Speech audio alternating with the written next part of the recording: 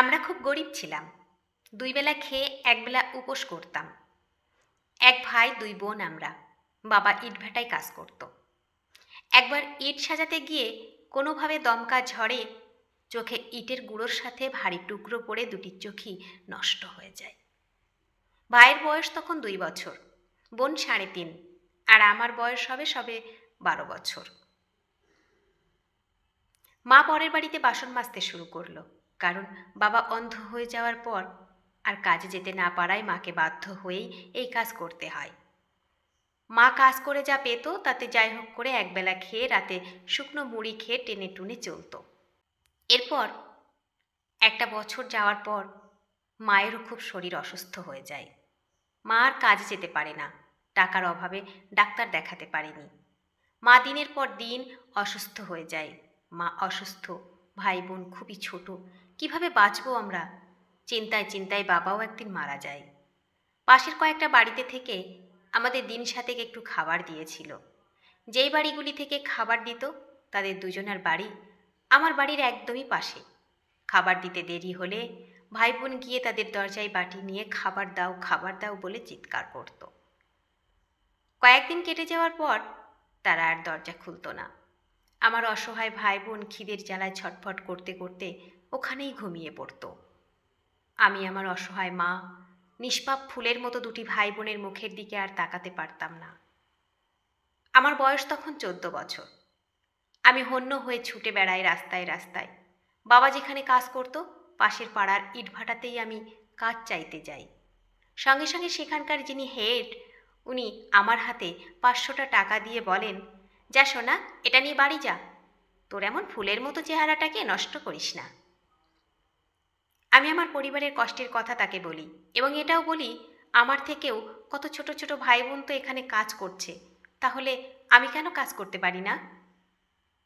উনি আমার মুখের দিকে ১ মিনিট ধরে তাকিয়ে বলেন, তোর জন্য এই কাজ না রে, তুই এখন বাড়ি যা, আজ সন্ধ্যায় আমি তোদের বাড়ি আসছি, কেমন? আমি বাড়ি চলে যাই। সন্ধ্যায় উনি আসেন।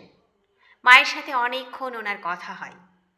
শেষে উনি বলেন, দেখুন, আপনার মেয়ে অনেক সুন্দরী, শহরে অনেক ভালো কাজ আছে, এই বয়সে ওর আবার কাজের অভাব? আমার সাথে কাল সকালেই ওকে কলকাতা ছেড়ে দিন। ১ মাস পর থেকে ও হাজার হাজার টাকাও ঘরে পাঠাবে। আমার মা রাজি হয় না, বলে ও বাচ্চা মেয়ে, আমাদের ছেড়ে ও কোনো দিনও থাকেনি, তাছাড়া শহরের কাজের কোনো অভিজ্ঞতাও নেই, সেখানে ওকে কে কাজে নেবে বলুন তো? লোকটি বলেন, একবার পাঠান না আমার সাথে, তারপর দেখবেন আপনার বাড়ির অভাব কেমন সব দূর হয়ে যায়। আপনার তো এখনও ২টি বাচ্চা আছে, অন্তত ওদের মুখের দিকে তাকিয়ে আপনার বড় মেয়েকে পাঠান, ওরাও পেট পুড়ে ৩ বেলা খেতে পাবে, বুঝলেন? আমার অসুস্থ অসহায় মায়ের কোনো উপায় ছিল না। ওনাকে বলল, মেয়ে কলকাতা যাবে, ওর তো কোনো নতুন জামাও নেই। প্রত্যুত্তরে লোকটি বললেন, আরে মাসিমা, আমি তো আছি, আপনার কোনো অসুবিধা নেই, কাল সকালে ও নতুন জামা পরেও যাবে, নিয়েও যাবে। এরপর মায়ের দীর্ঘদিনের কান্না চোখটাতে একটু হাসি আলো হয়ে উঠল। মা ওনাকে বলেন, সত্যি বাবা, তুমি স্বয়ং ঈশ্বর বাবা, স্বয়ং ঈশ্বর। লোকটি মাকে বলেন, এরকম বলবেন না মাসিমা, আপনার স্বামী আমাদের ইটভাটায় কাজ করতেন, আমার এটা দায়িত্বের মধ্যেই পড়ে। এরপর নমস্কার করে লোকটি চলে যায়। সকালে ছোট ছোট ভাই বোন আর অসুস্থ মায়ের চোখে জল দেখে প্রতিজ্ঞা করেছিলাম আমি আমার জীবন দিয়ে হলেও তাদের ভালো রাখব। কেটে যায় দীর্ঘ ২০টা বছর। আমার বয়স এখন ৩৪। আমি আমি অনেক বড় লোক।